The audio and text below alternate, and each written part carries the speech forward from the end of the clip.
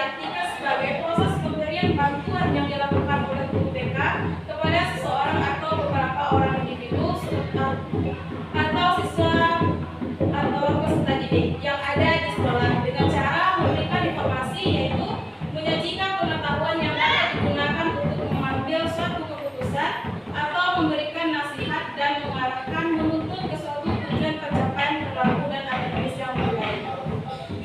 Nah, di sini pun ada kegiatan BK yang telah dilaksanakan, yaitu Ibu melaksanakan AUM SD. AUM adalah merupakan salah satu jenis instrumen non-tes yang dapat digunakan oleh guru BK atau konselor untuk mengungkapkan masalah-masalah umum yang dialami oleh para siswa. Nah, contohnya yang telah kami lakukan yaitu pertama proses pengolahan itu. Selesai melakukan proses pengolahan, kita ada namanya yaitu melakukan identifikasi masalah. Nah, dari yang telah kita lakukan awal umum tadi, Ibu, kita dapat melakukan tabel identifikasi masalah, yaitu kita akan mengelompokkan permasalahan yang berat bagi anak tersebut, Bu. Seperti keterangan yang telah diterangkan. Lanjut yang di bawah, selesai melakukan identifikasi masalah, kita langsung melakukan rumusan kebutuhan dan rumusan tujuan. Dari rumusan masalah ini kita dapat melakukan rumusan kebutuhan dan apa tujuan dari melakukan identifikasi masalah ini. Selanjutnya kita melakukan action plan atau rencana kegiatan bimbingan konseling yang akan dilakukan, yaitu mengelompokkan rumusan tujuan, komponen layanan yang apa akan dilakukan seperti konseling individual, bimbingan kelompok, atau bimbingan klasikal. Selanjutnya sasaran atau kelas dan materi apa yang kita berikan ketika melakukan bimbingan klasikal itu. Selanjutnya metodenya, medianya itu seperti infokus, video, atau media baca lainnya. Dan selanjutnya akan dilanjuti oleh rekan saya.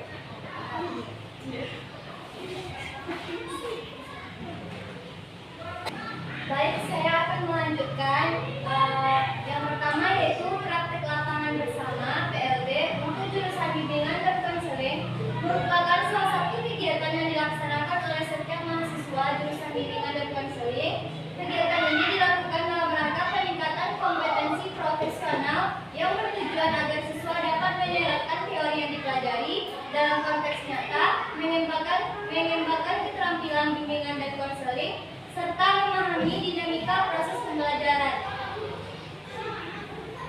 Selanjutnya, bimbingan dan konseling dilaksanakan dengan tujuan membantu mengoptimalkan potensi yang dimiliki, mengembangkan keterampilan interpersonal dan profesional yang diperlukan, sehingga peserta didik mampu mencapai kesuksesan dalam pendidikan. Bimbingan dan konseling membantu mengatasi masalah serta pengambilan keputusan yang tepat terkait dengan permasalahan yang dialami oleh peserta didik. Selanjutnya, kegiatan yang dilakukan yaitu melaksanakan AUM. AUM merupakan salah satu jenis instrumen non-tes yang dapat digunakan oleh guru BK atau konselor untuk mengungkapkan masalah-masalah umum yang dialami oleh para siswa.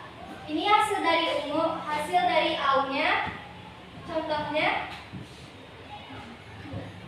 Contohnya kita membuat tabel identifikasi masalah terlebih dahulu dan mengambil masalah berat yang telah dilakukan AUM oleh anak. Selanjutnya,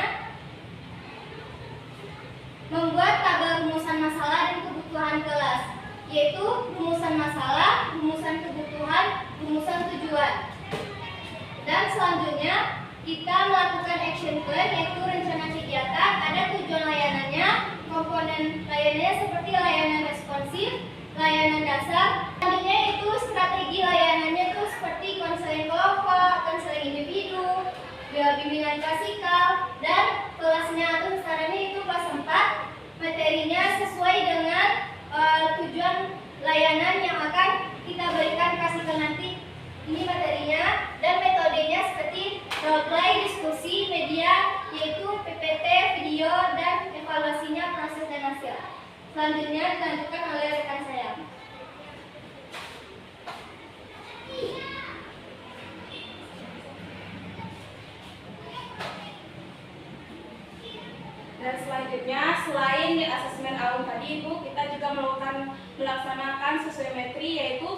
dosimetri adalah metode untuk mengumpulkan data tentang pola dan struktur hubungan antara individu-individu dalam suatu kelompok dan juga untuk melihat siswa yang terisolasi dalam mengalami penolakan di dalam kelas.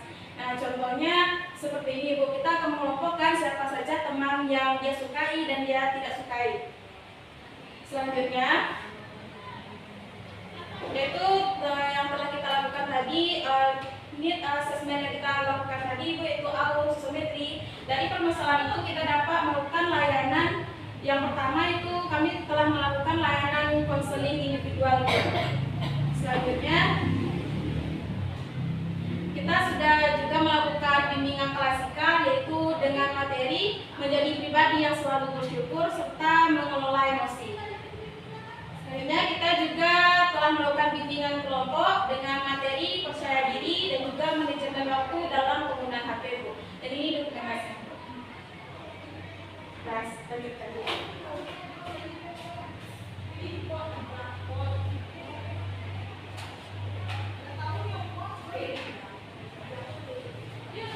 Baiklah, saya akan melanjutkan, yaitu yang kedua melaksanakan sosiometri. Sosiometri adalah metode untuk mengumpulkan data tentang pola dan struktur hubungan antara individu-individu dalam suatu kelompok untuk melihat pola, hubungan, dan interaksi individu di dalam kelompok kelas dan melihat siswa terisolasi dan mengalami penolakan di dalam kelas. Ini contoh dari hasil sosiometrinya. Selanjutnya yaitu telah kita melakukan need assessment seperti AUM dan sosiometri tadi, kita melakukan layanan yaitu bimbingan klasikal. Yang pertama, pengenalan bimbingan konseling dengan materi percaya diri, gaya belajar, mengelola emosi, dan menjadi pribadi yang lebih bersyukur. Selanjutnya kita melakukan layanan bimbingan kelompok yang materinya kecanduan gadget dan manajemen waktu. Ini dokumentasinya. Yang terakhir itu layanan konseling individu. Setelah kita melakukan need assessment tadi, kita dapat melaksanakan konseling individu. Ini contoh saya. Dan selanjutnya dilanjutkan oleh rekan saya.